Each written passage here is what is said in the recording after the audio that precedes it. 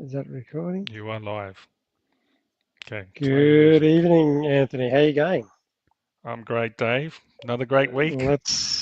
Let's play the old intro. Intro, Hey, yes. True Blue. Don't Couple say of, you've It's gone. probably the we got a last time True we'll Blue hear it, guy. though.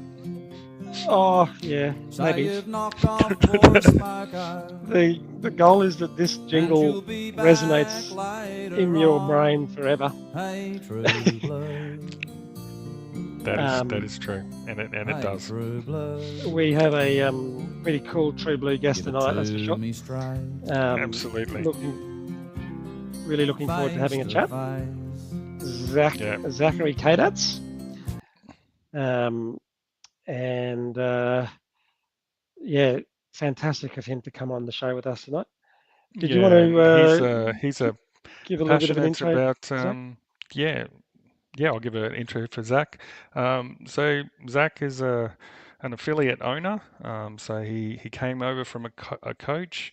I think he really epitomizes what it is to be involved in CrossFit because he seems to give back to the community. He's got a Instagram page which has got 300 daily tips for CrossFit, and he's got 60,000 followers. So he can probably teach us a thing about social media, Dave. And he's also very incredibly strong. Got a 200 kilo plus back squat, a 230 Fran time. So, and he's gone from coach to owner. So I think he'll be a really great guest. Looking forward to having a chat to him. And without further ado, welcome Zach. There he is. Welcome Zach to the camp. Howdy, thanks for having me. G'day, mate. Thank you for your time tonight. No, It's a bloody Wednesday night, and I'm probably sure you've probably just finished coaching. no, I didn't finish coaching. The class has just finished, but I joined in the class, cooled down, wiped the sweat off, and now we're here hanging out. Awesome. Okay. How good That's what we how did good too. is this? We just did our workout and then got ready for the podcast. That's our normal Wednesday. So we finish at like 6:15 and then run around for 15 or so minutes before we hit this. So It was yeah. wasn't too bad. It was a pretty good one tonight too. We didn't have hit that massive intensity and need to scrape ourselves off the floor. So we're feeling pretty fresh. Not too heart rates calm down. So Zach, just to introduce Zach, and for anyone who's watching the live stream, I am going to play a little intro video that kind of highlights a little bit about what Zach gets up to in his usual day. So give us a second. I'll bring this up onto the stage. This is Zach.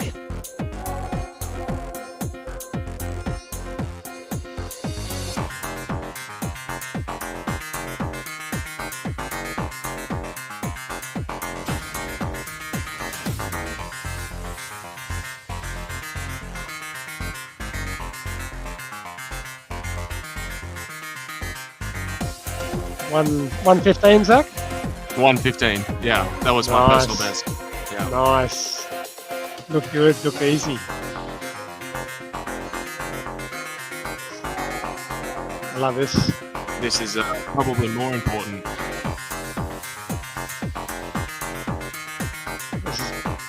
This is your gym? This is my gym now. Yeah, I've been coaching here for 5-6 years. Yep. But now I'm the owner. Yeah. Fantastic.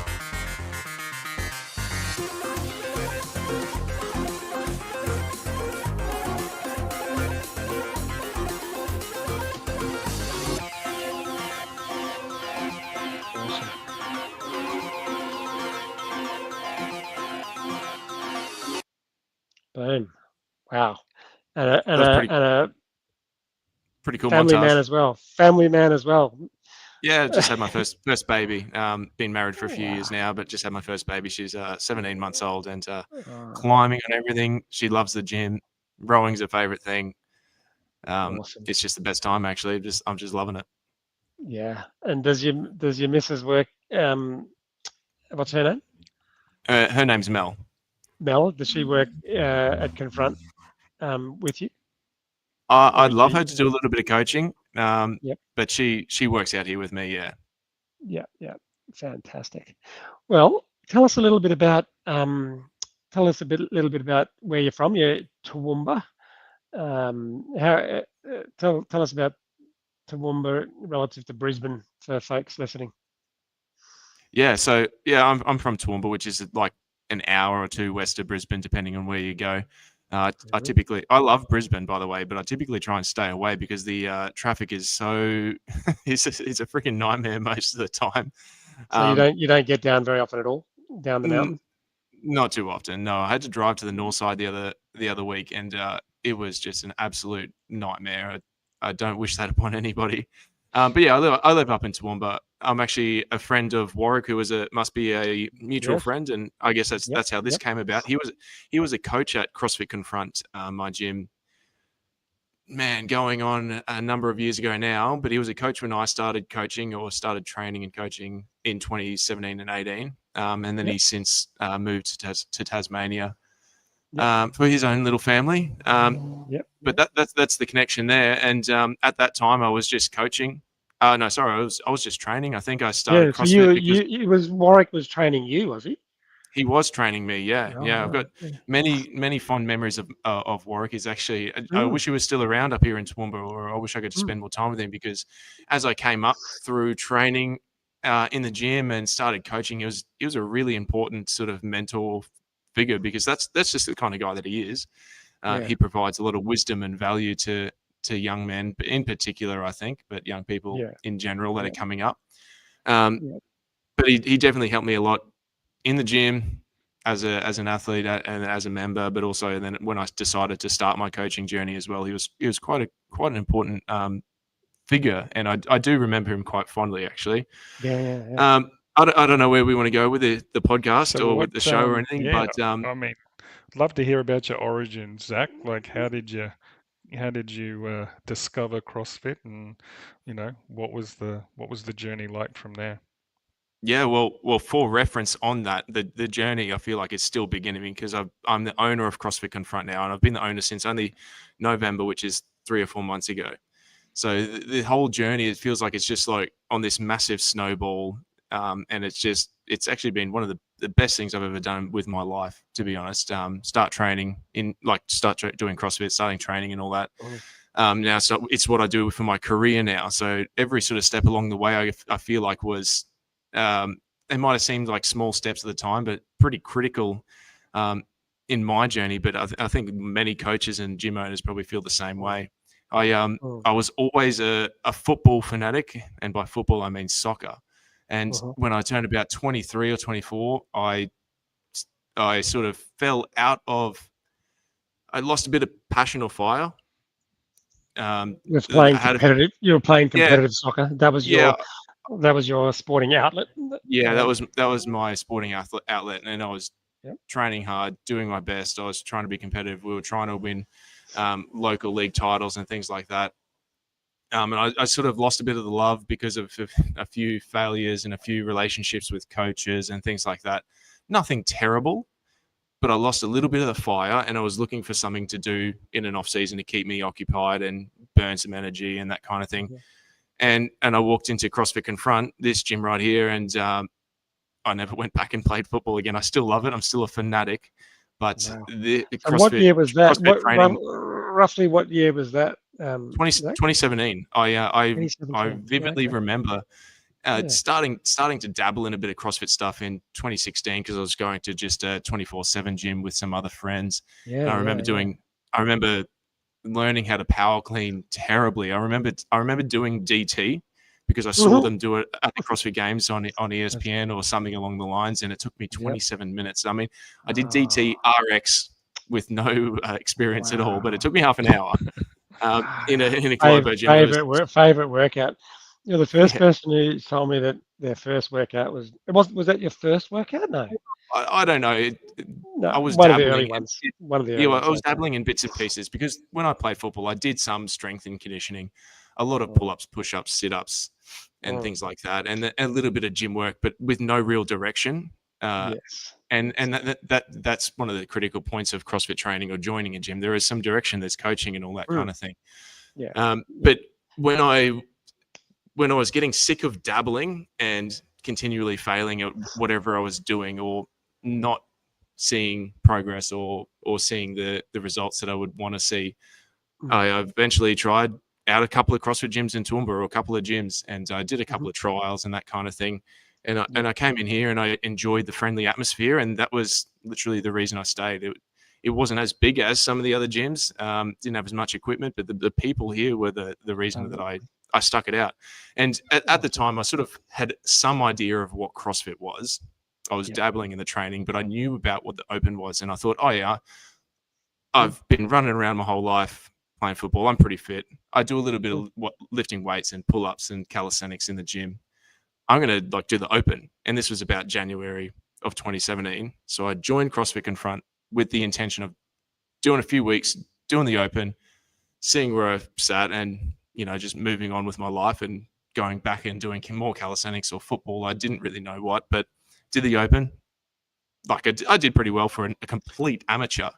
But I got smoked by a few people here. I got smoked by some dude in his 40s who at the time I thought, geez, I'll wipe the floor with this old dude. But he smoked me. He's quite a good athlete. But I just caught the bug. I just got hooked. We can see Zach here, 2017, your first Open. Yeah. I don't know what that says, but I think it was like 2000th in Australia or something. Yeah. It says you 2,341st. Yeah, and every year it just sort of got better and better for a little while Australia. there.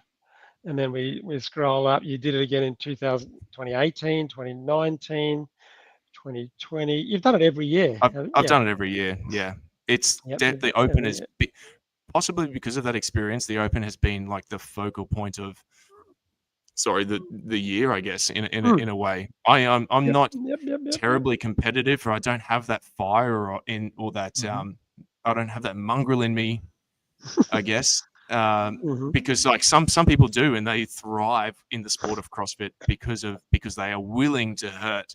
I mean, I'm athletic. I love training. I'm pretty fit, but I don't want to kill myself doing this kind of thing. You must be hurting fairly. You must be able to handle a bit of intensity, because you came 490th in Australia this year. Yeah, no. Are you lying on the ground, Zach? Are you lying on the ground after these workouts? That's the question. Most of the time, not, because most days I don't feel like going to that place. And in a way that might hold me back from some gains, but in a way as well that keeps the longevity aspect to it. And that's probably a note that any listeners can take, that just general population, people that are just training for themselves, for their own health, you don't have to lie on the floor every day. You can, like CrossFit is high intensity, but it doesn't necessarily mean it's maximum intensity every single day. You hit high intensity for however you're feeling. But yeah, that's my puppy, and that's outside the gym. But up there somewhere, I don't know if you can see the photo, but my best Open finish was 100 and something in Australia. And this year is like 400th or something, and 159th. Yeah, so a few of my benchmarks, like I'm beating compared to where I was in 2021. So I'm as fit as I've ever been. I'm loving training. Which is also some sort of freakish phenomenon, because I still train 5 days a week, but I'm not training like a competitor or anything like that.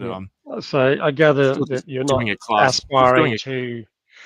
aspiring to sort of get on the semi-final stage or Torian elites or anything like that at this stage of your life. No. I'm just doing one class a day with everyone, having a laugh and having fun with it. In 2021, when I peaked to say I hit 100th in Australia or whatever it was, I thought, geez, I could be pretty good at this. And I can't remember if it was 2021 or 2022, but I actually broke my elbow trying to re-rack a barbell. So that's a whole story on its own. But that was probably a turning point in realizing what my values were, what my goals were, what direction I wanted to head in, and that kind of thing. That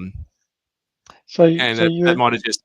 So how did you just killed that aspiration? Hey, what's that? So how did you move into becoming a coach? Like, how did you go from just an athlete to, okay, I want to now make this part of my life? as a job, as a Well, profession? I do sort of think that things happen for a reason, and there's some sort of I on two sort of sides of it. I think I'm in complete control of my destiny or future or outcome. Like any decisions I make, and anyone makes will affect their life or lead them to where they want to go or don't want to go or whatever. But also, I think there's some sort of aspect to destiny because there were so many moving parts at that time in my life where changes were happening, and just different things happened, and it's everything fell into place. So when I finished high school, I did a trade. I got qualified. I spent about 8 years in the construction industry. Worked my way up to being, like I said, fully qualified, then leading a crew of people and that kind of thing. And that job sort of fell through. And the company I was working for went bankrupt, and I was out of a job, and that happened at Christmas time. I got home off a flight and basically didn't have any work or didn't have a job to go back to the next week or like after Christmas. And during that, and I didn't care. Like I had a bit of money saved up in the bank or whatever, and I thought, and I didn't care also because I knew that I had a pretty good support network, like good family. My wife at the time, she was my girlfriend at the time, who is now my wife. She was always there for me. I knew I could go and work for my dad or any of that kind of thing. But over Christmas, I thought, you know what? I've been doing CrossFit for a little while. I know a couple of the guys at the gym do some coaching part-time. So I could like get another job and I could just coach some CrossFit in the afternoons, and I'd get my membership for free, and I'd get paid to do something for fun, something that would be fun. And I sort of like, I ummed and ahed about it, but I think it might have been a day or two after Christmas or a day or two after New Year's Day. Like I went on CrossFit.com and I said to Mel, and I said, I'm going to book my CrossFit level 1. It's a course that you need to take to start to become a CrossFit coach. And she kind of said, yeah, righto, whatever. Sounds good. And so I went and did it. And the next course is at CrossFit Brisbane in April or May or something that year. So I had to wait a couple months. But over that time, I sort of expressed to the past owner of the gym that I want to do some coaching. Are there spots available? And we sort of went through the process of onboarding as a trainer. Throughout the time, I was like learning the level 1 handbook and doing the course. And after that, I just did a bit of coaching part-time while I worked for my dad, who was a fencing contractor, still sort of in a bit of construction stuff. But I told him, like, this is what I want to do. I'm happy to help as much as I can with the work you're doing. But if it's all right, could I have the freedom to also like have this other part-time job, but which is CrossFit coaching? And he was cool with it. And so it was a good time of my life where, like I had said, I had a good support network, good family, and that kind of thing around me that allowed me to pursue a bit of a passion for whatever reason. You know, a lot of people might not have had the same opportunity, like knuckled down with finances and that kind of thing. So it was a good time where I decided to do the level 1 CrossFit course and do that and start coaching a little bit. And I was coaching for about a year or two, and it led to more opportunities in the gym. Like I offered to do some programming and a bit of scheduling and cleaning, and ended up being the gym manager and head coach sometime during 2019. So it was only a year and a bit, and I was sort of just about running the gym to some degree. So you pretty quickly went full time. In the CrossFit relatively pretty quickly, yeah. And I know it doesn't happen like that for a lot of people, but the past owner of the gym, he was still in the military, so he was sort of still working in some sort of part-time capacity.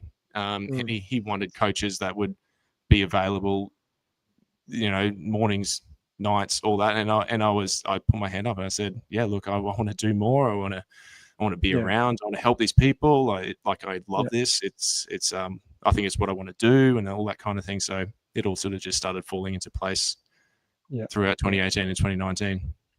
It's amazing how it's how CrossFit, once you embrace it and once you really connect with what it's doing for you and other people, how it becomes such a large part of your life. Like similar experience when we started doing CrossFit. It was just like occasionally we'll just have a go, have a dabble, and then you watch the Open. Like I remember watching the Open in 2015, and and thinking, well, this is incredible. I can't believe these people. And then from then on, I've done the Open every year. But it was watching that competitiveness and that camaraderie and the support and people pushing their bodies to levels that they didn't know they were capable of. How quickly, for the for the right person or for the person who's that way inclined, how all-consuming it becomes. And next minute, you're bloody, as they say, you're part of the cult, and it Yeah. takes over your life. It takes over your life in a good way, in so many good ways. It's in so many good ways, and you have these great experiences, and it might seem like such a little thing, like you just turn up to the gym in the afternoon like, or whatever. What's the big and deal? you You just don't train. You're just what- training, right? What's the big what's deal? the What are big you deal? talking about? Yeah. But for some reason, you want to give back and give these people the same experience that you had, and that kind of thing. I mean, I came up through as like a teenager through senior football, so I had all these older guys like cheering me on and sort of like mentoring me and helping me come up through the ranks, and I had that same experience at CrossFit, like all these people wanting to help me and wanting to be a part of my journey, and Zach, try this and try that, and let's whatever, and that similar sort of team environment where everyone's got your back, and it sort of grew to the point where, like, luck, for luck or better or worse, so my company went bankrupt and I needed another job, and I decided to coach part-time. I wanted to give that same energy back to the members of the gym. And I thought, geez, why don't more people do this? Like, So do CrossFit. as you were doing the coaching and you've done that, we noticed that you've obviously started that Instagram account, which you've now got 60,000 followers, which is the daily CrossFit tips. Like, tell us about like where did that kind of start in the concept of your coaching? Oh, there's probably so many layers to it, but so I did my level 1 in 2018, and it would have been around 2022 that like I got the email to go and renew your CrossFit certification. And I thought, all right, I'm not going to redo my certification. I'm going to do the next level, like the level 2. I'm not going to level up. And like even though I had not leveled up my credentials up until that point, pretty early on, I realized, okay, I think I want to do this as a job or a career. I want to be as good as I can at it. I want to help people as much as I can when they're in the gym. I had some small personal goals, like I want to be the best coach in Toowoomba. I want to be the best coach in whatever. Hey, Abdul, what's up? Abdul's one of my best friends from overseas. But that's not him though, is it? Is that Abdul? Yeah, Abdul is his. Yeah. Oh, fantastic. Where's he at? Is that India? Is it Kuwait? Are you in Kuwait? Okay. Is that right? Thanks, Abdul. Thanks for joining the show, mate. I always get mixed up. But through from when I started coaching, all throughout those years, which were kind of tough with like all COVID and stuff, I did want to be a professional trainer. I had friends who were PTs and things like that, and I had friends who were part-time CrossFit coaches, and it was very much their mentality was, it's just a part-time thing. I just do this to get a free membership. But I definitely had the mindset of, no, I want to be a professional at this. I didn't think I would own a gym or anything like that at that time, but I thought, okay, I want to be a professional. I want people to actually respect me. I don't want people to treat me just like the PT that doesn't give a stuff or is just doing this while they're studying university or doing something else. I want to be treated as a professional. I want to get whatever credentials I need. I want to just be a professional. And I know I've said that a few times, but I did my CrossFit level 2 course. Yeah, I want to be a professional coach. And to whatever degree, I wanted to be the best at it. And in 2022, I did my CrossFit level 2 course. And around that time, I thought, okay, I want to be a better coach, all the rest of it. And for whatever reason, I thought, I like making Instagram content or YouTube content and that kind of thing. I thought, okay, every day I'm going to post a 1-minute video, something to do with CrossFit coaching. And I'm going to use this to sharpen my axe as a coach, to gain more knowledge, but also to learn how to communicate better, more succinctly, more clearly, because I want to make these videos less than a minute. I want to get a message across on how to squat or what to eat or a mobility trick or something like that in less than a minute. And I want to use this Instagram page to sharpen my axe as a coach and get better. I kind of knew that it was a good idea. There were one or two people doing similar things at the time.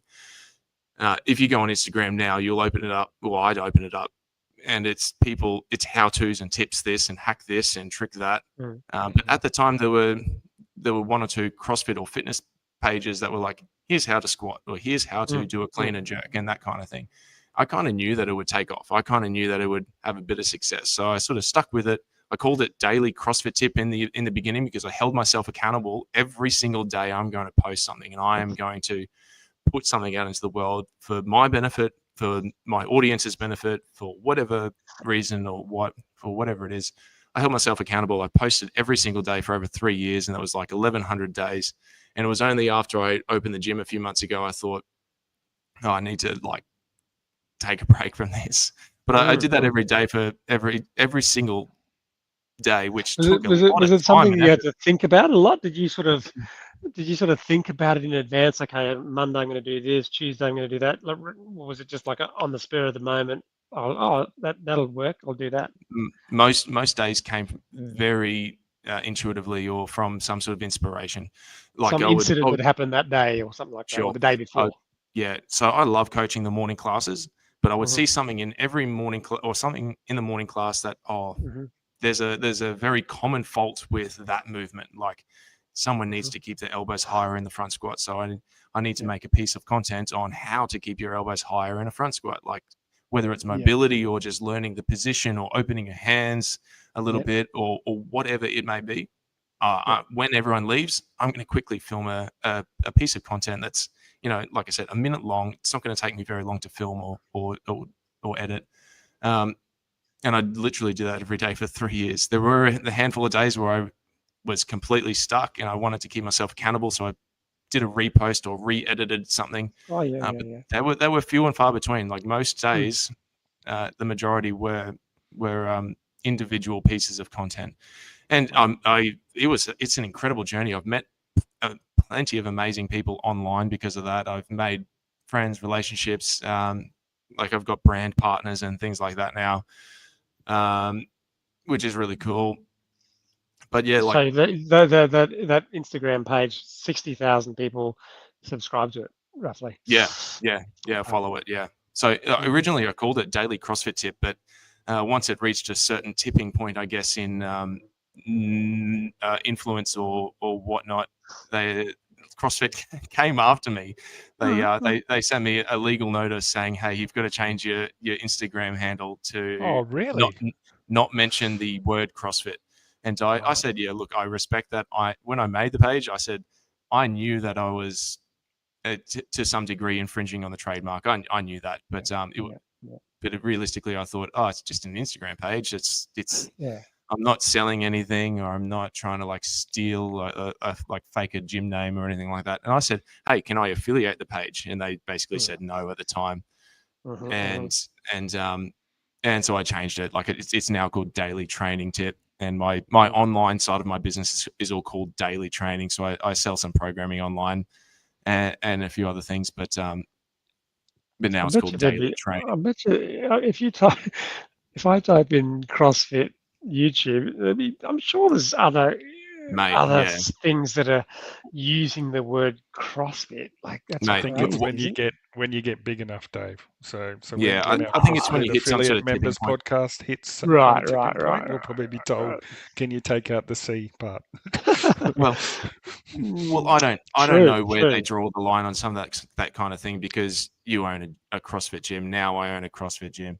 We pay the license and I wasn't trying to, and I'm still not trying to steal anything. I'm actually in some way I'm trying to provide value and help people. So I was never offended. The model. I think this is actually the model to increase professionalization of the sport, is every person promoting the sport independently. So, our podcast, your Instagram page, every single affiliate that's out there, putting out social media is the mechanism by which you grow the audience. Which you grow the And sport. growing the audience grows the sport, and growing the sport grows the purse, which then professionalizes. Because I think effectively professionalizing the sport means, hey, can we get more prize money?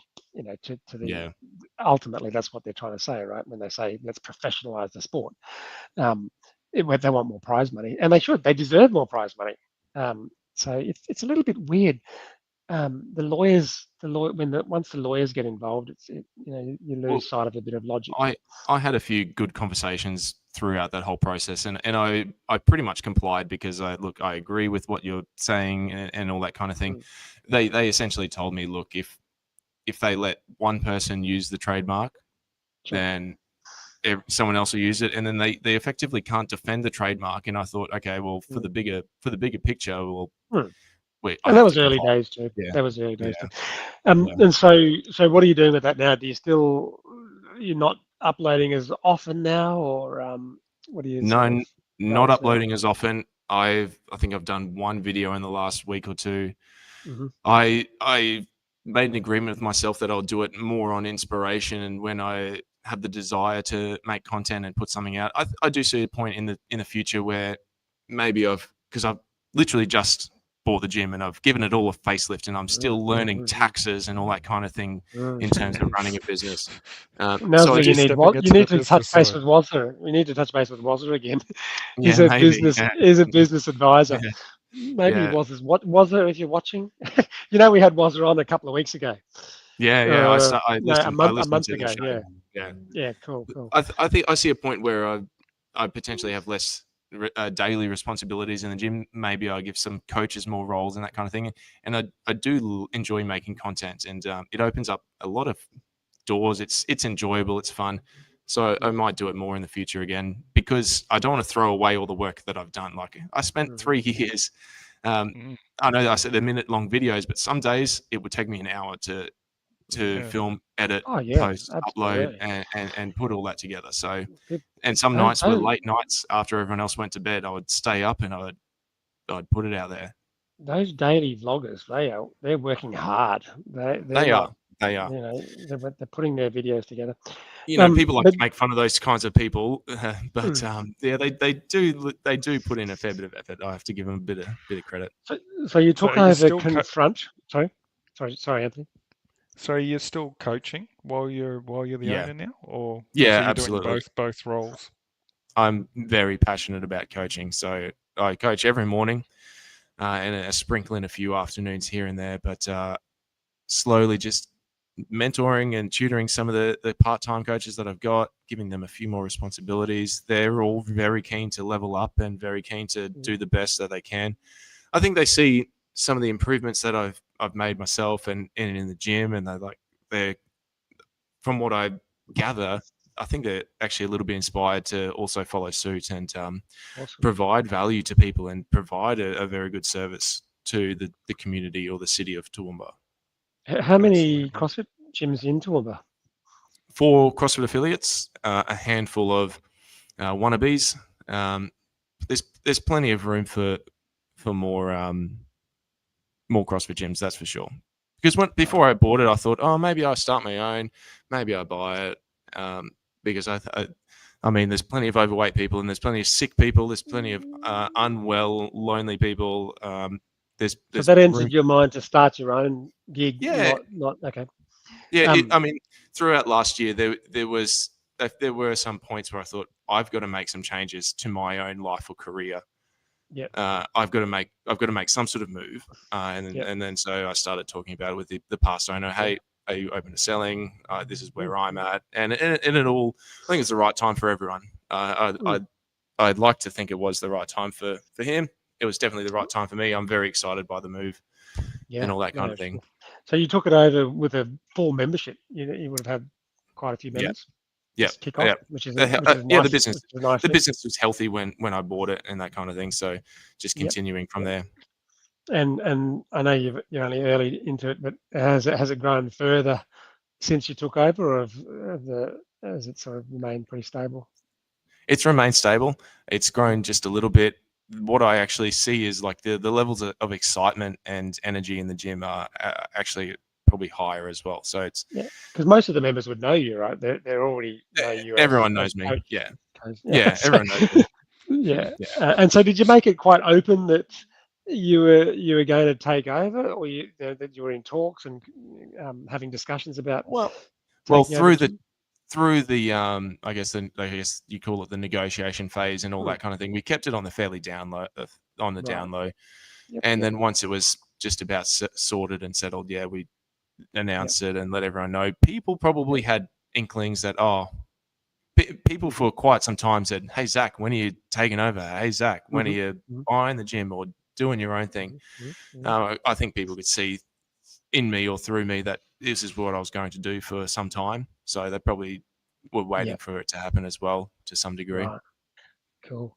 And have you had to pour a bit more money into it, like that your little pet projects, new paint job, new mats, new gear? How's that going? Yeah, we took out a business loan through the bank and all that kind of thing to make the purchase and any adjustments that we needed. Yep. I mean, we knew the equipment was all in fairly good condition and all that kind of thing because I've worked here for years and that. We've made a few upgrades here and there, a few new bits and pieces, a few new barbells and whatnot. Bit of coat of paint over the whole thing, as you can sort of see in the background. It was due for a bit of a touch up, and we just put our own sort of look on it. Since the takeover. Did you lose any members? Gain members Yeah. through the takeover. How was the transition? Was it pretty smooth? The transition was smooth. We didn't lose any because of the takeover. No. Yeah, no. I had good relationships with the whole membership and whatnot, and I'd like to think that I still have good relationships with the past owner and all that kind of thing. Yeah, I mean, I suppose it's a pretty. I was talking to my wife Joanne, who really manages our box, and it's a pretty. I said, what do you think you'll do? Because there's a little bit of uncertainty going on within CrossFit headquarters, like who's going to buy CrossFit. We didn't know for a while. There was always this idea that Don Fall was gearing CrossFit up for sale, even though they didn't really openly admit that until fairly recently, and now this unquestionably for sale. As a new affiliate owner, did that enter your mind that there's a little bit of uncertainty, and obviously all the stuff from last year and the breakaway groups and the other types of competitions the inner turmoil running of CrossFit parallel at the moment. Yeah. I mean, if I was starting a new box, I'd sort of really have to think deeply about that before the investment. How did you process that? It did cause a little bit of tentativeness. It did cause a little bit of contemplation and deep and thought and that kind of thing. But what it really came down to for me was, yes, all the high level or the corporate stuff is definitely going to impact what happens downstream. But what it really came down to was, whatever happens, like, it doesn't really change what happens in the gym every day. I'm still going to open up the doors. I'm still going to train people. I'm still going to tell people to eat more fruits and vegetables. I'm still going to tell people to do X, Y, Z. Whoever owns it or whatever happens, it doesn't really matter. As long as they don't start telling people to start drinking Coke, or Coke can be a part of a healthy diet. As long as they don't change the message, it doesn't really matter to me. I mean, probably, in my opinion, probably one of the worst things that did happen to the CrossFit ownership was the change of ownership, because the one thing that inspired me, I mean, many things did inspire me. The sports side got me enthusiastic about it, but something that it really inspired me as a coach and someone who wanted to start to take this profession professionally was Glassman, who was the founder. He said, like, screw you. No, this is the way. This is the truth, or this is what makes people fitter. This is what makes people healthier.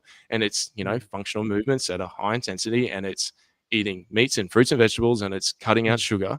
And this is the way. That's what sort of got me inspired. And whatever happens, I think, as long as the whoever is higher up don't change the message, I don't really care. Yeah, it's the $5,000 a year to have the name CrossFit on your building. You pay that, like I look at that as we pay that money for the leadership. We pay that money for the leadership, and that's where I've sort of struggled a little bit, because since Glassman sold it, there has not been that clear leadership. It's more like kowtowing to what the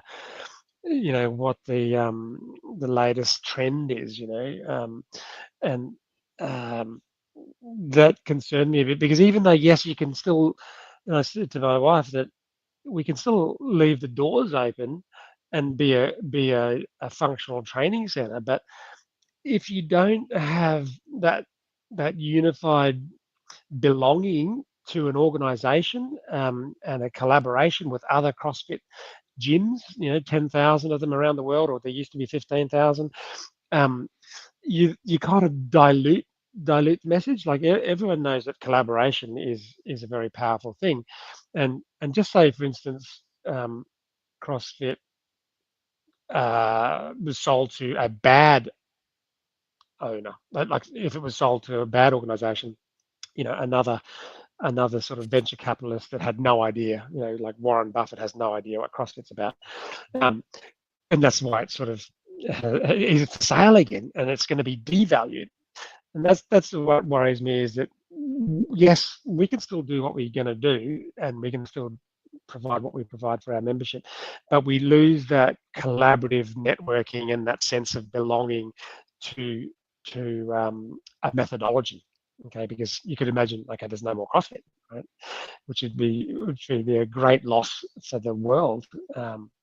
So I so hope that someone like Rich Froning takes over as CEO. I can't think of anyone better.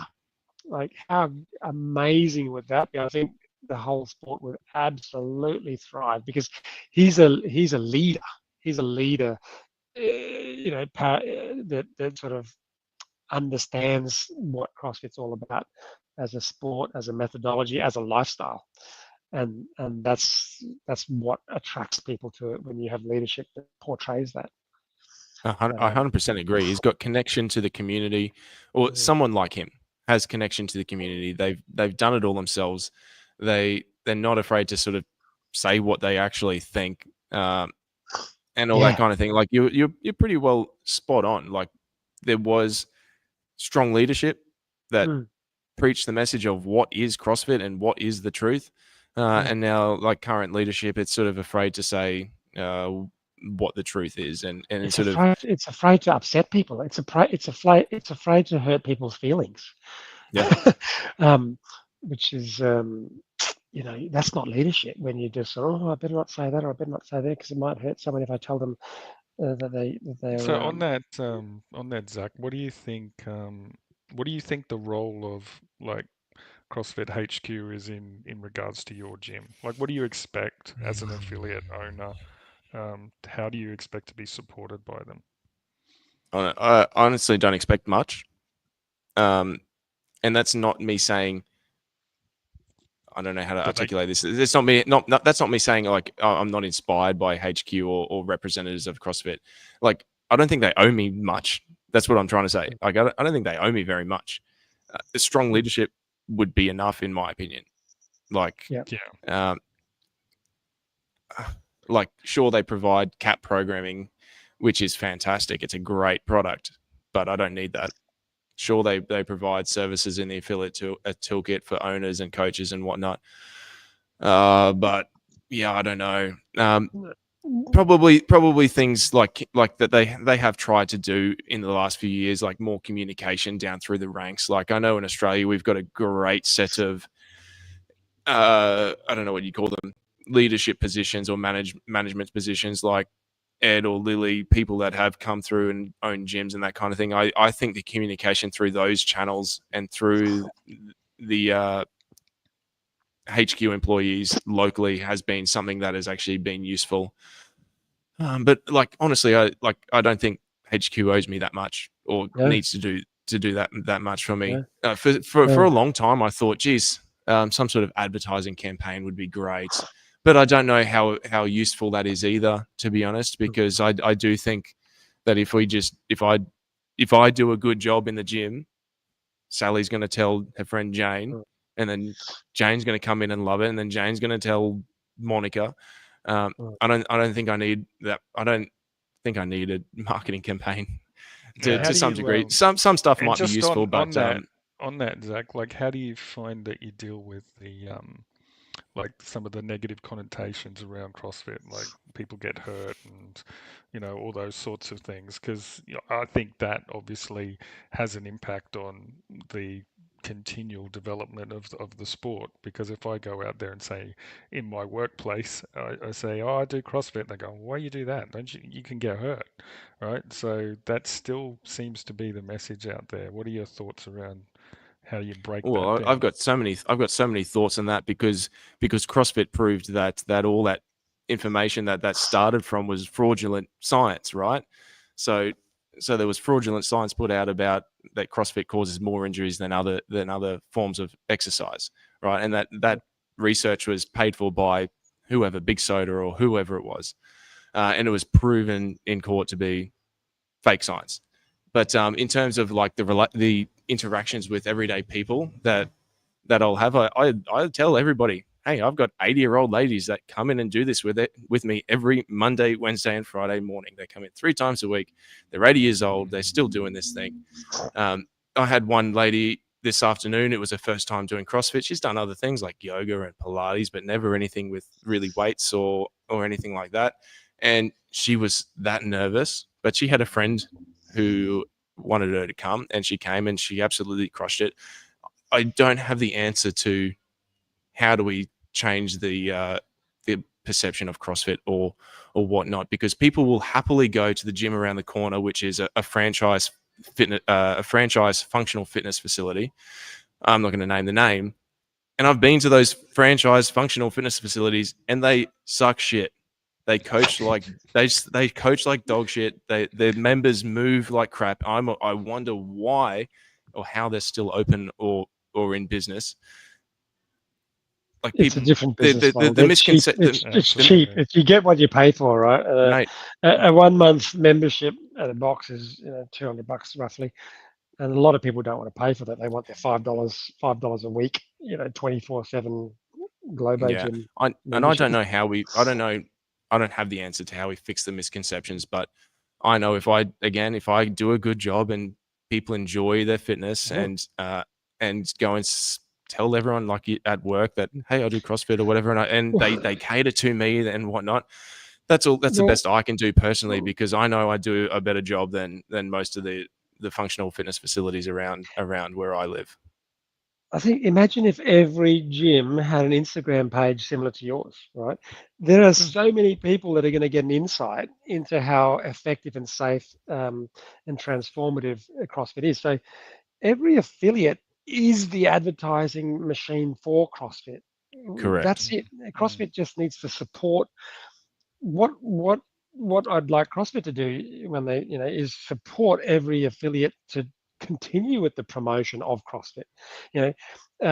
We want CrossFit to make sure that the bloody regulators don't come in and say, hey, CrossFit coaches, you need to do the bloody level 3 cert and pay us $200. And that's what Greg did many years ago. Is he litigated against some sports association saying you can't be a CrossFit coach unless you're a member of our organization. So these are all the incredibly powerful leadership things that cost hundreds of thousands of dollars to protect CrossFit and CrossFit affiliates and CrossFit coaches and owners. That's what we pay for. It's 100%. Our job. It's our job as affiliate members and owners to then go and promote the methodology, and just let us do it. And hence, 100%. That's kind of why we have this bloody podcast, because we're talking about affiliates. It all starts in the affiliate. 100%. But I think about also like what made CrossFit so great in the beginning, because it was kind of grungy. It was pretty extreme. It was hard. It was dirty, and that's exciting.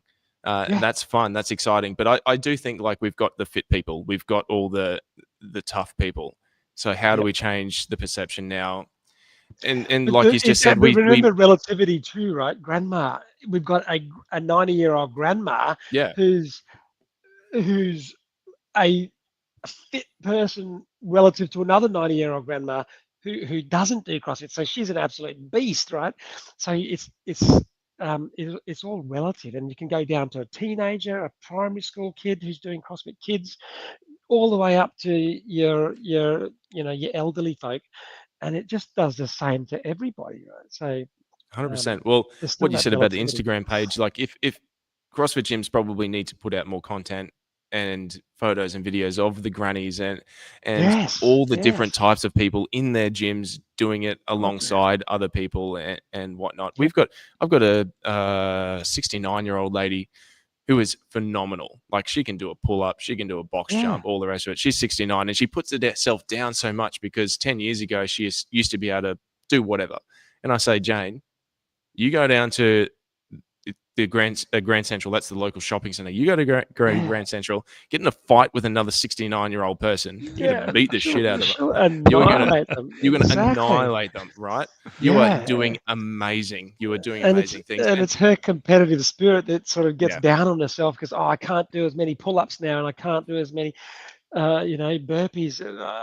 2 years ago I could do whatever in this time, but that competitive um, that's that competitive mindset that it kind of gives you. The whole, this So we can incredible grow methodology. CrossFit by doing 69-year-old Fight Club. That's what I just yeah. heard. Well, yeah. Pretty But much. but Pretty much.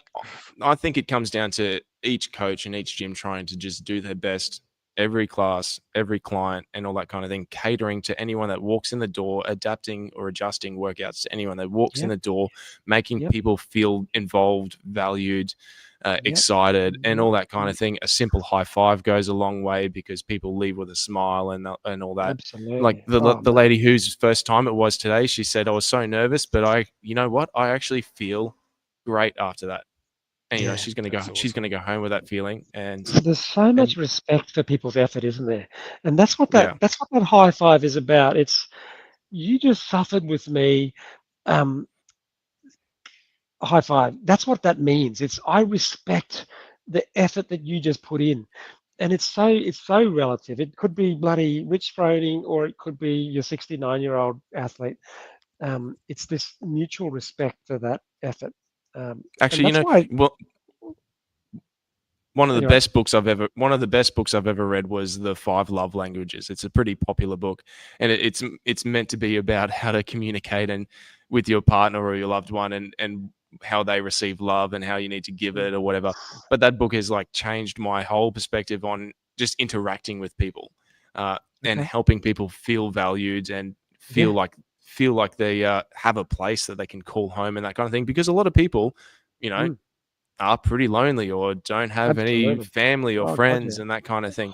And so the trip to the gym is literally the thing they look forward to the most in their day. And it's so easy for a CrossFit coach to make someone feel special, like, Yeah. and that goes such a long way. Oh, God, yeah. I firmly believe that, it is the best hour of your day. I think there's a, isn't there, there's a That's There's a Ackerman coaching, and and yeah, they've called it the best hour. It's so clever. It is just so true. It's so fundamentally true that you know people look forward to that 1 hour in the gym. It's not just the workout. It's getting together with your friends, competing, getting those hormones floating. You look at the communication of a group of people before a CrossFit class and after a CrossFit class. It's so different. Like they're all just jacked and talking and disinhibited and laughing. It's something that's so primal when you express a functional movement and intensity that it just changes the human brain. And you do it 100%. every day. You do that every day. It changes you it does make you a better human. 100%. And I kind of hijack it for people too, because this is my job. Like I know how to flick switches and Yeah. make people feel better and get excited. And and different people have different ways and whatnot, and so you sort of attack people from different direction. But I mean, obviously, people come to work out, and that is a major priority. But if I can help everyone have a good time in the gym, that's more important, because then they'll come back and do it all again, and then that's how we're making progress. Well, you get the hormone low, and then you need it again. It's a drug. Yeah. It's like bad drugs. It's the same. It's just this dopamine. That's how our bodies are physiologically tuned. I see that there's another account that you've set yourself up with in Instagram, Zach, which is the affiliate, going and visiting all the affiliates. So how did that start? Like, what did you? Because I think you've seen about 70 affiliates now across Australia. Either 70 or just over 70. Yeah. So that was probably my first venture into content creation, or whatever you might call it. I had this idea through the COVID lockdowns, in conversations with members of the gym. Wouldn't it, when we can travel again, wouldn't it be great XYZ, or wouldn't it be great to go here or there or whatever? And then I said, wouldn't it be cool to visit every CrossFit gym in the world? And then at the time I did the maths, and it might take, I don't know, what's 10,000 divided by, or 365 divided by 10,000 or whatever. It'd take you 10 years or something to visit one, even if you visited one every single day. However that maths works out. But I thought, how cool would it be to visit every CrossFit gym? Because what's cool about CrossFit gyms is they're all owned by different people.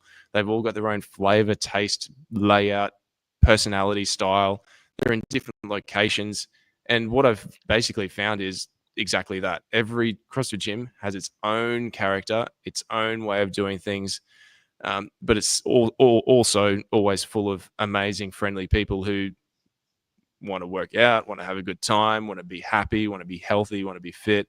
The kinds of people that I generally want to be around, and that kind of thing. And professionally, it served me quite well, because I got to see a lot of gyms, how they did things, and I got to meet a lot of coaches and how they did things and whatnot. And it's been a pretty amazing journey. Most of the gyms obviously are around Queensland, some in New South Wales, and some here and there and whatnot. But at one point, and this is before I had a child or anything, and this is when I had a bit more freedom, at one point I was trying to do one a week, where I would drive to somewhere in Brisbane, drop in or whatever. But nowadays I just make it a point of, if I travel for any reason, I'm going to look up where the closest CrossFit gym is and do a drop in and visit and whatnot. And it actually took me to CrossFit Neuro a couple of weeks ago, while I was in Brisbane, and I visited at one of the 6 or 6:30 a.m. classes. It was pretty early, and up. There we are. Yeah, one of the last ones there. Yeah, don't click it, because it's a terrible photo. It's after the workout. You look pretty wrecked there.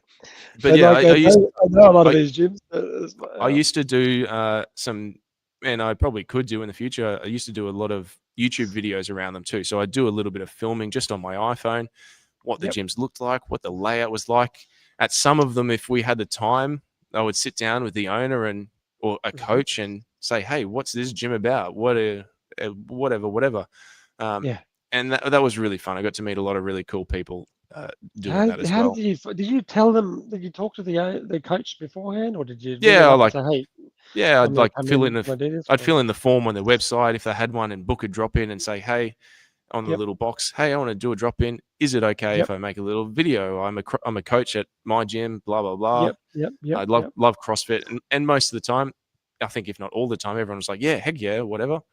And whatnot. Sometimes I'd ring them up. Sometimes I'd send them an Instagram message, and I mean, yeah, I just loved doing it, to be honest. And it was an excuse to go on a road trip for a weekend, or as an excuse to my wife or my girlfriend at the time, my wife now, if we wanted to go to a new restaurant on the Gold Coast or in Brisbane or something, we'd do a whole trip about it, go to the gym and then whatnot. Tax deductible trip as well.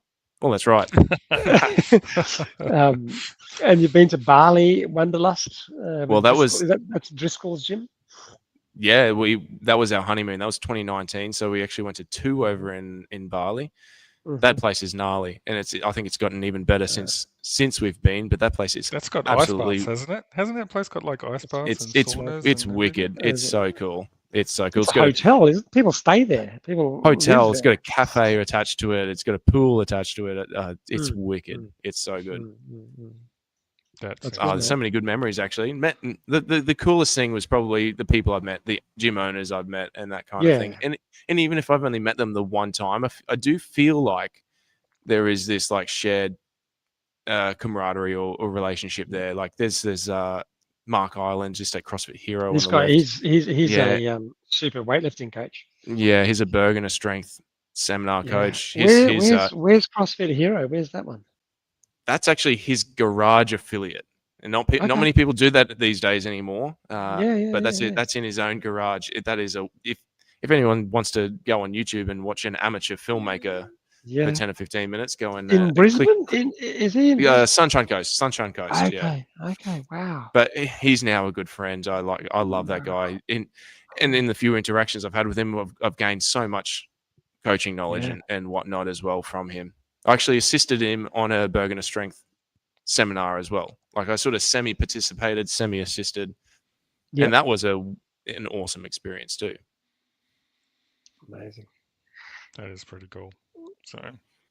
So what's next, Zach? Where are you going to take your gym now? What are your plans?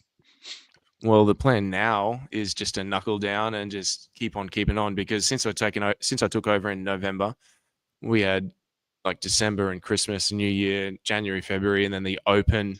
It's been absolutely mayhem. It's been just about 24/7. It's been nonstop. It's been like everyone shut down and went on holidays for Christmas, and the day after Christmas Day, we bunkered down and started renovating, and we haven't stopped since, basically. So now the gym is basically where I wanted to get it to, you know, like any gym. A new rower here or there might be nice and all that kind of thing, but the gym is basically where I had visioned it would get to. Now it's time to keep on keeping on with doing a good job, running the show, coaching good classes, helping people as much as possible. It's sort of an opportunity now to get more creative, potentially a little bit just with my online stuff as well, get back into a little bit of that. But also like it's an incredibly rewarding job or role being a gym owner, but it's been quite an intense couple of months. And I mean, I try not to complain. Well, I don't complain about it to anyone, but I try and play down how hard it is or whatnot. But now the hard work I feel like is done. We'll be able to, the gym can be the gym now, and we can have a good time. Now we get the freedom to plan some social events and social stuff and things like that, and an in-house comp and all that kind of thing. So now we get to start planning some more of the fun stuff and continue to build the community and whatnot. How did you find? Sorry, keep going. Sorry, Dave. Right. Have you got like connections with the other gyms, like in terms of creating some of that,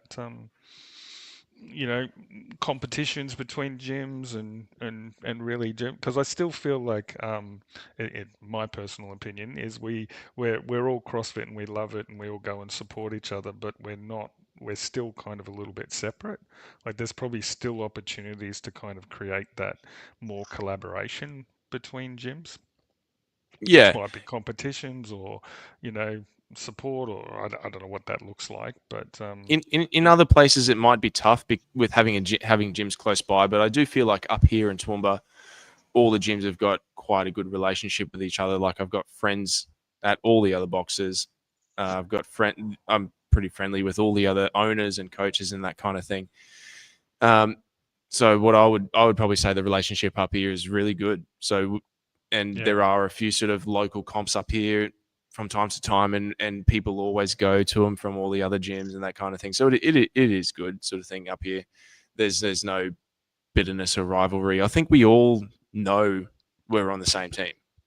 Realistically, I mean, we all own our own gyms and own businesses, and it's in our own best interests to do as well as we can. But we kind of know that we're leading the way in terms of like health and fitness and what the best way to do things is with eating and training and that kind of thing. So we sort of know we're on the same team. Realistically, we're just trying to. I'm not trying to steal any members from any other gyms.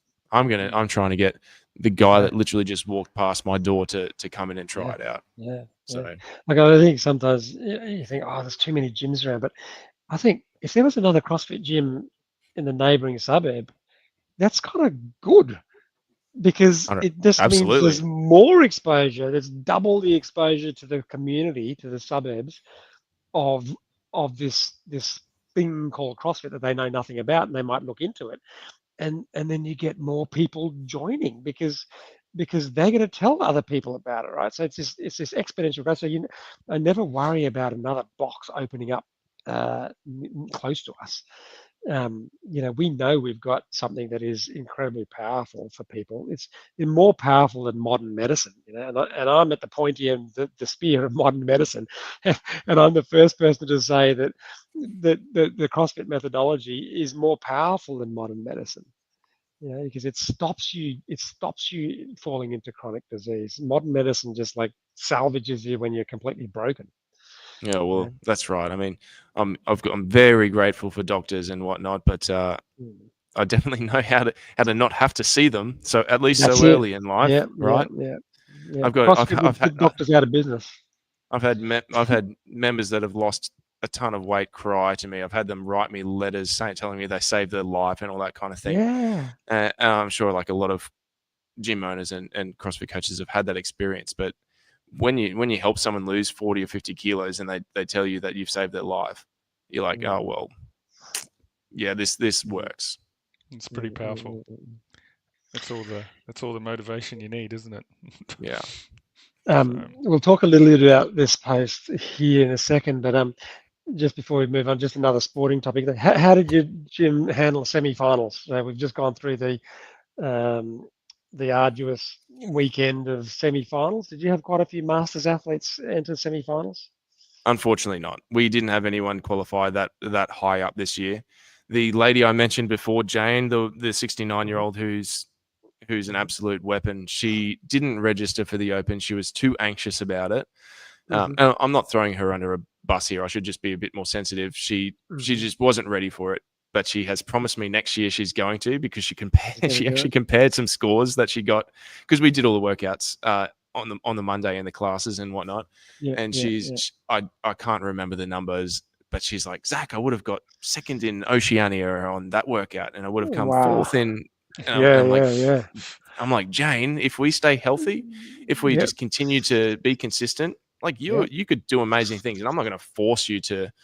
I'm not going to force you to try and travel to America for any of this, but it would be cool to know where you sit, and it would be cool to have a bit of a go. So she's promised me next year, but it's actually, it was a bit disappointing, the change in structure for me, because I have had a lot of members that set the goal at the 25% or the 10% type thing that wanted to make the quarterfinals, and I can think of a handful of people in particular that they ended up in the 90th percentile or whatever, when last year they were in the 60th or 70th. And they had made incredible progress. And that's something I'm so proud of. Like, the people here work hard, but I do feel like we've sort of nailing what we're doing here, and people are making great progress, getting fitter, getting healthier, and for them, they know where they finished. Like one lady was the 90th percentile or something after being 70th or something. She knows she had the success she wanted, but it would have been cool to be able to do the quarterfinal thing, or the in gym next stage kind of thing. But in a way, this year it was good. I didn't have to have any of the nightmare of the logistics or anything around it, that kind of thing. And it kind of sucks in our gym. We've got very low ceiling, so we don't have rope climb height and that kind of thing. So well, there were no rope climbs this year, but be ready for it next year.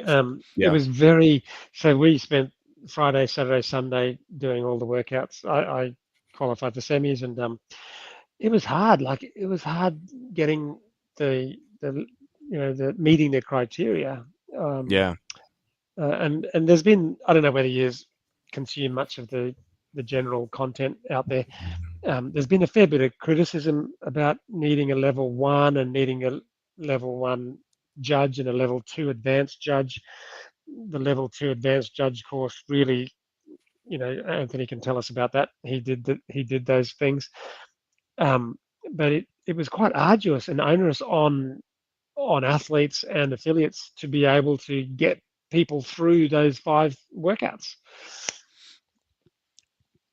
On one hand, it's easy for me to say because I didn't have to do it. You will next year for sure. You will yeah, next year. but on the other hand, I mean, people have been complaining about everything since the dawn of friggin' time and CrossFit. I mean, yeah, it's arduous and it's raising the expectations, but we've had in the past people have gotten through with poor movement or low movement standards or not meeting the criteria. So I don't know whether the money spot is, but I feel like that some improvements were made with that kind of look, thing. I think 2 judges was a great idea, Mm. and making them do a an Judges advanced course. judging course. Yeah. Yep. But I don't quite see Don't, the level one's probably $1,000 not level 1 required. certification. That's going to be pretty tough for people to say, oh, okay, I'm going to judge you. I'll go do a $1,000 course. Yeah. Not that the level 1 isn't a fantastic course, but to do the level 1 so that you can judge a 55-year-old athlete in the semifinals, Yeah. like Well, that's yeah. pretty tough. That's pretty tough. And people online were sort of saying, I had to travel interstate. Book an Airbnb, um, uh, train at a completely foreign gym so that I could do the 5 workouts. That's Yeah. hard. That's hard. But Yeah. I think it'll change, and that's one of the cool things about CrossFit is it's constantly changing, and a lot of athletes are saying, "Oh gosh, I wish CrossFit would just be consistent." There's an element of that that's true, but it's also cool that every year there's these nuanced changes to the season. Like that's kind of cool. Like there's not many other sports that are like that. And goes back to the unknown and unknowable, but it's also unknown and unknowable when you're going to get drug tested and when you're going to get the 25% is going to drop to 2%.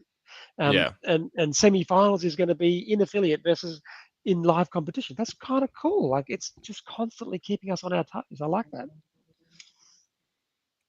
Yeah, well, I think the best people win in the end anyway. So I think it Oh God, all the time, it filters out the weeds. all the time, all the time. I What don't do you want to be think called a about? weed, Zach. I'm sorry. No, well, Yeah. that's not what I meant. But in I- that case, I'm one of the weeds. Anthony's going to shine in the community cup, and so oh can yeah, your let's go. 69-year-old.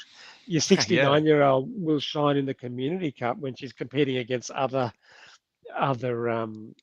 people of her percentile. That's right. Yeah. Yeah.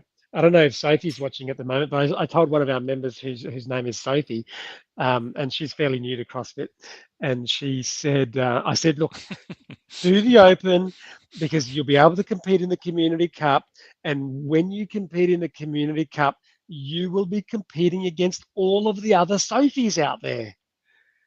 And she took that literally. She thought, oh my God. So when we do this in June, everyone will be Sophie and I'll be competing against all the other. She didn't realize it was the percentiles of other people. It was quite funny when she realized, oh, it's Yes, not against Sophie's. 50 People Sophies just like all you, together. not yeah. Yeah. She's a cracker. But yeah, excellent. So, Anthony. Zach, it seems you're the walking billboard for CrossFit, I would say, after this discussion. Like You wait till I take my shirt you off, mate. you epitomize everything that you want in in an owner, a coach. You seem to really get the whole um, I guess modality in terms of you don't expect CrossFit HQ to have to save you or do anything for you, which is so refreshing to hear. What kind of what kind of advice would you give other affiliate owners and who are kind of actually probably a little bit you know dis- despondent about what's happened over the last year in terms of the competition that we're getting from WFP and and the breaking down of all those things. There's probably a fair few affiliate owners that are a little bit despondent. Like, what type of advice would you Golly, give them? I don't really know, to be honest. Like, all I think about is just keep on doing what I'm doing. And I know that it works. I know that I'm making an impact. I know that people are getting a benefit from it. I know that it's helping me, the people. I know all that kind of thing. I try not to think too much about. You have to be aware of what's going on in the world, but I try not to think too much about what other people are saying or what else is going on in the world and whatnot, because I'm too focused on trying to do a good job and too focused on helping the 5:30 a.m. class and too focused on like the work that I do. I know it works. I know at least what I think the truth is. I don't really know if that's an answer to your question or anything, but I think it's very much an answer. Like what I'm kind of gleaming from what you've just said, and you can correct me if I'm wrong, but it's really about the focus on the present, the focus on the exact things yeah. that you're And changing I'm just now. also sick of people complaining and trying to find a problem with everything. Like these, like if you bring up these WFP guys, like I just don't give a stuff about the complaints that they put in and all that kind of thing. First of all, they can't define what they're complaining about, and it's just how about we all just try and do a better job right now and tomorrow instead of complaining about something that we don't even want to define or anything like that. So that's what I think about that. It's just it's sad that something so cool like a parallel competition can't work to increase participation. That's right. Yeah. Let's instead of it being divisive and dividing the community, you've got to belong to us or them or support them or us. They don't even mention the word CrossFit when they talk WFP. Yeah. Like they're doing CrossFit, and their commentators and their social media. That's a banned word when you're part of the WFP. Like it's so sad that they feel so petty about this sport and methodology that they can't even use the word CrossFit. And yeah, it's those are the reflections that it has a divisive motivation, not a collaborative motivation. Because I love any competition, Wadapalooza, Rogue Invitational, the games, the Open, the semis, like Mayhem, amazing. Like it just adds to it. Why can't WFP add to it as well? Rather that's than right. say that's the sad thing about it. There's nothing. I want athletes to have more opportunities to earn money, have more opportunities to showcase how talented they are, but to divide the community that's just just really unfortunate. 100%. But I think if you just stay within your area like you're doing, Zach, like that's your sphere of influence. That's your impact. Your members don't care about any of that, right? Like they just they come to train to get fit, and you're changing their lives. So yeah, that's right. That's the focus. All right. So you post there, Zach, eat less sugar. So this is another pillar of health, right? Movement quality. And maybe we'll just sort of finish up on a little bit of this particular thing that you promote, eat less sugar, because sugar comes hidden in many forms. Right? A lot of people don't even know they're eating sugar, but it is one of those pillars of health. Nutrition is the base of the pyramid. How do you go about that with your athletes who you think, yeah, you could do with eating a bit less sugar? Do you have a sort of a cue, a method, a strategy, and how you approach that aspect of your members? Well, not necessarily. It's just the basic message. You need to eat more whole foods, and I define that as like meats, vegetables, nuts, seeds, all the rest of it. And we need to eat less sugar, less processed stuff, and all the rest of that, right? And I'm a very big proponent of people can do whatever the hell they want. That's what, and I mean, the CrossFit message is no sugar. Well, that was always Glassman's message, but I mean, think of it as watered down or weakened down. Like I do come with a compassionate approach to it. Like let's just start by eating less, and that's just because if I tell someone in the gym stop eating sugar, you fat sack of shit, that's not going to come across too well. They're probably not going to come back tomorrow, and they're probably going to tell everyone about that terrible gym owner or that terrible coach. While I think I'm trying to help, it's actually potentially causing more harm. So, I mean, maybe my message to some people is maybe a little soft, but I just encourage people to eat less sugar, eat better generally, and we talk about that on an individual basis with members and with the membership as a whole. But when you start the conversation like a bit more gentle, then you can snowball the conversation and build things up a little bit. And I mean, sure, there's the argument. I mean, maybe you disagree, but sure, I think there's an argument that high performing athletes need a certain amount of carbohydrates for certain types of activities, right? But that's nobody in my gym. I'm the fittest person in my gym. I'm the strongest person in my gym, and I can afford to eat less sugar, right? I'm the friggin' one of the fittest people in the friggin' country, and I can afford to eat less sugar, right?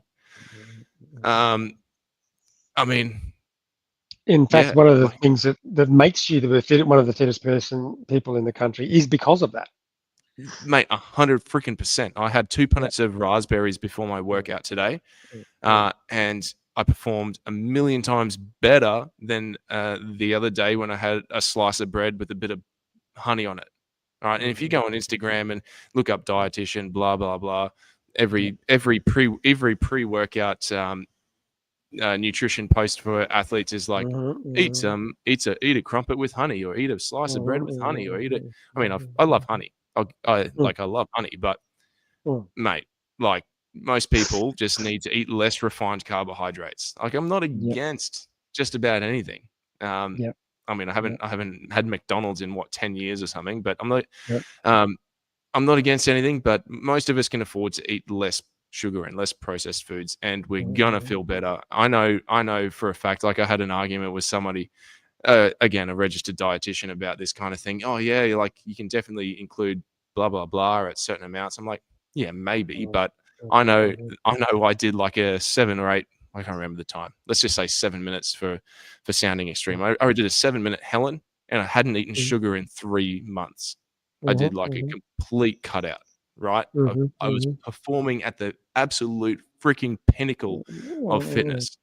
And a 7-minute Helen, for anyone that doesn't know, is very freaking fast, right?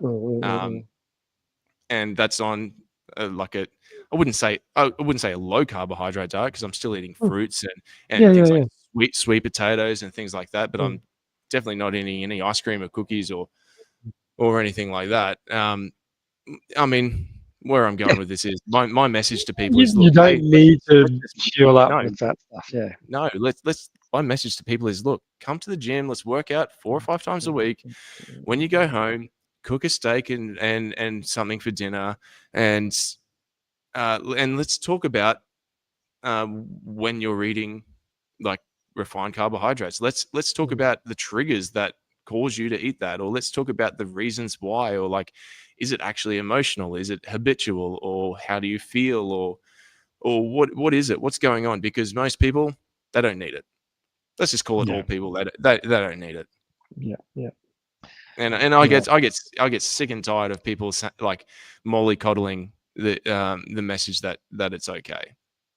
Yeah. I mean, here I am saying, like, sure, you can eat whatever you want, but it's not okay. It's like the Instagram thing that went around the other day was just like the Cocoa Pops with the 4 or 5 star health rating, and the steak with the 2-star or something. And I mean that star rating, it's all bogus anyway. But but it shows you how broken the system is, isn't it? It just shows you how deeply broken the system is, mate.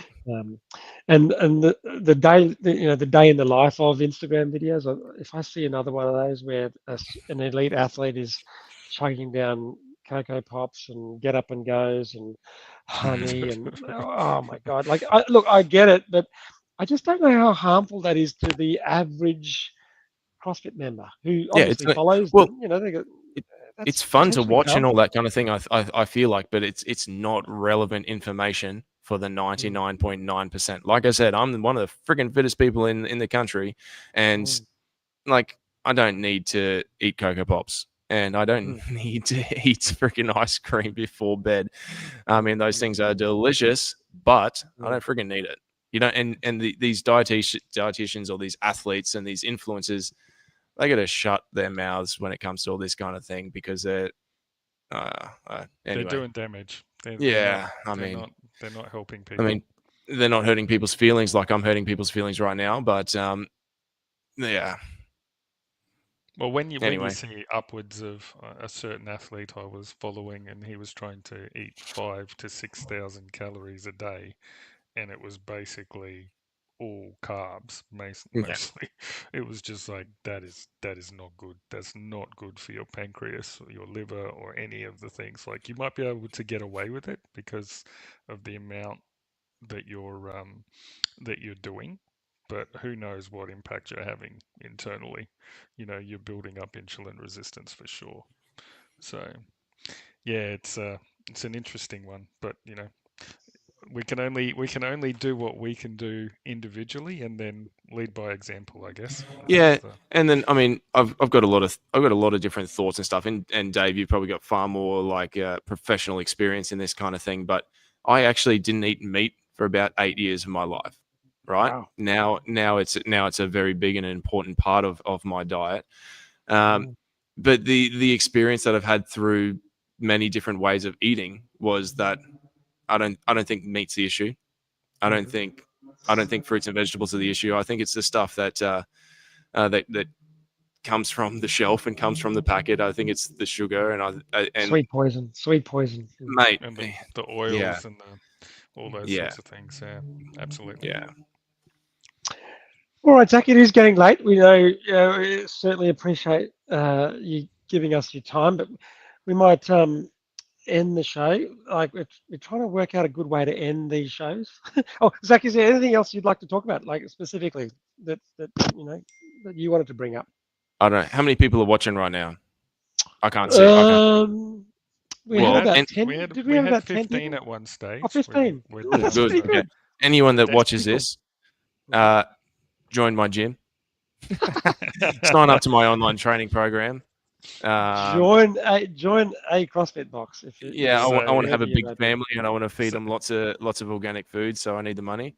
But no, look, the message I want to get out to people is look, just work out. It's not that big of a deal. Look, just eat just a little bit better. It's not that big of a deal. Like eat meats and fruits and vegetables, work out, have a good time, high five your mate, tell your husband or wife you love them. And I think we're all going to be better off. you've just summed Fantastic. up it's almost you've done the 100 words of CrossFit. You've almost done the mantra there. So that's There is some I new. can repeat that if you if you really want me to. I think there's a new nutrition seminar coming out too. I saw you had a nutrition seminar certificate, but there's CrossFit has actually launched a brand new nutrition workshop. You know, like the weightlifting workshop, Yeah, that'll the be good. level one, the level. Yeah, it's being run. Currently, it's only in North America, but I'm sort of making some, trying to get CrossFit interested in creating an equivalent one in Australia. Mm. And I'd love to be a part of that if they're interested. But Anthony doesn't know how we're going to end the show tonight, so I've just invented a oh, game, here we go. Uh-oh. and anyone who's watching, can play this game as well.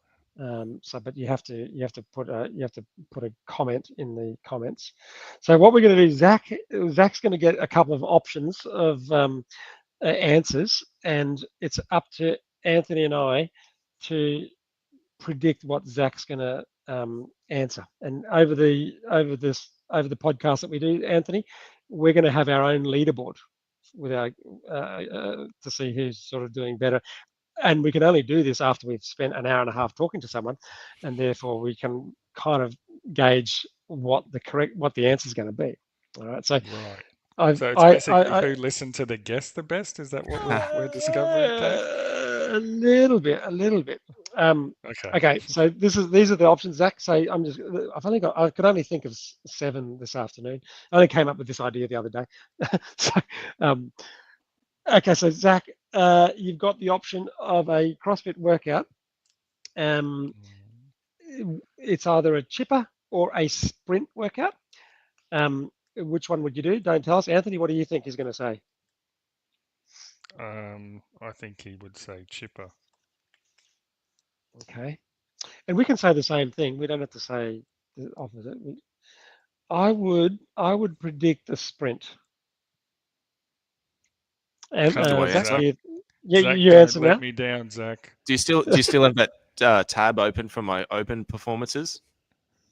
I can bring Or it did up. you close that already? I closed it up. Because Hang on. the open is always such a good indicator of where your strengths and weaknesses lie.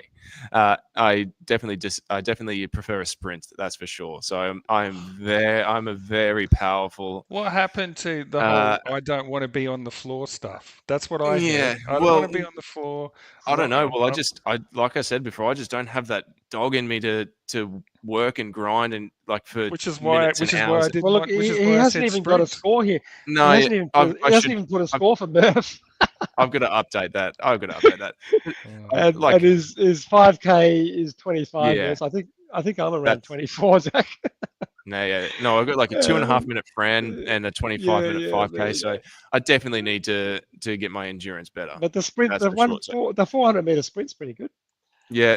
Okay. So this Anthony goes. So that's all right. That's 1 point. I got to update that.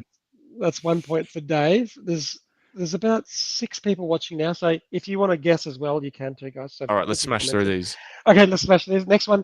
I think this might be a null and void one, but if you had the choice of a Big Mac or a Whopper from Hungry Jack's, what would it be?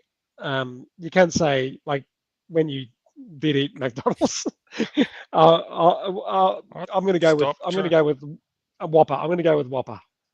I'm going to go with Whopper as well, because you said you haven't eaten there for 10 years, so maybe you've eaten it at Burger King. No, I haven't eaten at one of those commercial fast food restaurants for 10 well, how old am I? Friggin', let's say 10 years. It could be give or take 6 or 12 months, but let's say 10 years. I'd probably go with Big Mac. I've got very good memories of starting a part-time work and one of my first paychecks going towards McDonald's. I've got so no points for either of us. No points for either of us there. Okay.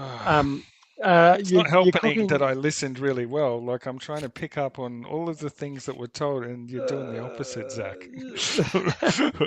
You're cooking your favourite cut of a steak, like mine's a ribeye, or it might be a tomahawk or a T-bone. Are you medium or a well done person? I'm going to go with medium. I'm going to go with medium too. You're from Toowoomba. If you said well done, I reckon you'd be like, I don't think your members would be too happy. I'll even add to that because Anthony said the same as me. I'm going to go medium rare. Yeah. No, you can't do that. You can't have a different answer. Well, you can go medium rare as well if you want. I chose what was available. So yes, what do you want? I'm going to go medium rare. You're going to go medium rare. Okay, medium rare. Okay, medium rare. I'll go medium rare. That's how I'll do it just about every time. Okay. I got Lockie, who's my best mate. He has his blue, so I haven't tried that yet. Blue. So Julie Cutliff. Do you know Julie Cutliff? No. Okay. Julie Cutliff's watching. She's been raw. Thanks for your comment. Julie, and thanks for watching and thanks for subscribing. But raw is just a little bit too much for us. Okay, couple more. You've got the option, money is no problem. You've got the option of buying a Ram 1500 truck or a Cybertruck. Ooh. Okay. Well, I've got my dream car already, so yeah, I'll go. Out of those two, I'm going to go I'm going to go Ram 1500. Yeah, I'm going to go Ram 1500 as well. I don't know what it is, but I kind of like the Cybertruck. I've got an old Land Rover Defender, and that's been my dream car forever. And It's electric. Yeah. That's what I It's got. electric, Zach. That's what the Cybertruck is an No, electric vehicle. yeah, I know. Yeah, something about the Yeah. spaceship look to it. Yeah. Okay. I All mean, right. I don't really care either way. I'd take either one. Okay. So no points. But you said Ram 1500, didn't you, Anthony? I did. Yeah. The Ram 1500 is a great vehicle. I've got a Ram 1500. Slight Okay. biasness here in this questions. Yeah. You've got the option of going on a holiday. You're either going to go on a camping trip or go to a local hotel, like down the Gold Coast or something, or a camping trip. What were the options? Does your wife Like is she considered in this equation? So like a really cool camping trip, nice destination, but you're roughing it in a tent, or you go and stay in like a 4-star hotel down the Goldie or something like that. What are you going to go with, Anthony? I have to say camping, but I think this is going to be a stitch up. It's a tough one. I saw you said you went to Bali for your honeymoon. That's pretty flashy. I'm going to go hotel. Well, the option was 4-star, wasn't it? Yeah, we're not talking like Yeah. Palazzo Versace or something like that, right? Yeah, I mean, if that was an option, I'd probably choose that. But out of the 4-star and camping, I'd choose camping, 100%. Okay, all right. Back on. Good call. So that's So two we're apiece. even now, Dave. There's only I'd- 2 left. I mean, Sorry? I just need can't one. We just sustain it need at this one. stage, but you go. We just need one question, Dave. We need one question, so we've got. Zach, you're in the doghouse. Look what Julie. Hey there. I don't know what Cutcliffe means, but that's not her surname, so that might be why I was confused. All right, that's classic. Mother-in-law. Wow. Julie. It's hopefully All right. that's not Jack doing something. I don't think so. Okay. Second last one. Goat. Okay. Greatest of all time. Froning or Fraser? This is a loaded question. I'm going to as go well. Froning. I'm going Froning. I'm going Froning as well. Yeah, it's Froning's the only choice there. Okay, awesome. We both get a point. The Snickers really did it for me with Fraser. Not the best ambassador either, but a great athlete nonetheless. Last one, Zach. Last one, and then we let you go to bed. You've got the option of competing in a triathlon or a high rocks. Oh, Jesus. That's a... Anthony, you go first. Triathlon or high rocks. I'm going to go triathlon, even though you don't like endurance, but both are endurance, and I'm assuming that you just don't like high rocks because you're a CrossFitter. That's what I'm going to go with. Okay. I'll go with high rocks. Is none an option? I think I'll do one of each at some point. But I'd probably right now I'll probably choose a high rocks. Okay, good one. That's 4 points. That's a win for Dave. I'm not against endurance training. I am not built for it. I work hard on my engine, but I'm just not built for it. All right. Next next fortnight, Anthony, you get to try to claim a few extra points. Have to get this stitch. Okay, look, Zachary, it's. I know how late it is. Thanks again for coming on the show, and I'm sure our paths we're gonna cross paths again. You sound like an absolute stand-up true blue guy. And we'll put all the links for Zach's Instagram accounts and everything if you want to follow him. We'll chuck those in the description. So yeah, go and follow Zach. He's an awesome guy. Okay, mate. Thanks for having me. I can't wait to meet up in person at some point. Absolutely. Mate. See you, mate. All right, mate. Thank you. Take Bye. care. See ya. All right, Anthony. Great show. Had fun tonight. That was good.